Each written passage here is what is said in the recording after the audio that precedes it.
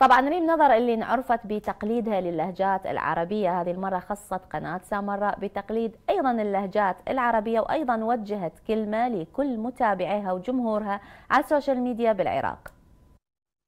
طبعا أكيد. يعني أني كلش أحب اللهجة العراقية، ويعني عندي هواية ذكريات وصور من بغداد، وعندي هواية أصدقاء يرسلون لي رسائل من العراق، كلش أتونس بيهم صراحة.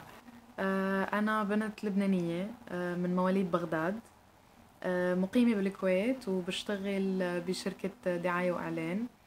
درست جرافيك ديزاين ببيروت، وبعمل فيديوهات على السوشيال ميديا. ما بعرف إذا رح لاقي كلمات توصف قد ايه أنا مبسوطة وقد ايه أنا شاكرة وممتنة لكل الحب والدعم يلي عم يوصلني من العراق، وأنا عن جد مبسوطة فيكم كتير. وبحس أوقات إنه في عندي يمكن جذور بتربطني فيهم، أو يمكن لأنه ماما بتضل تعملنا دولمة كمان ممكن. بس أنا بحب أتشكرهم كتير ووجه لهم تحية كتير كبيرة. وبدي أشكركم أنتم كمان لهيدا الوقت اللطيف معكم،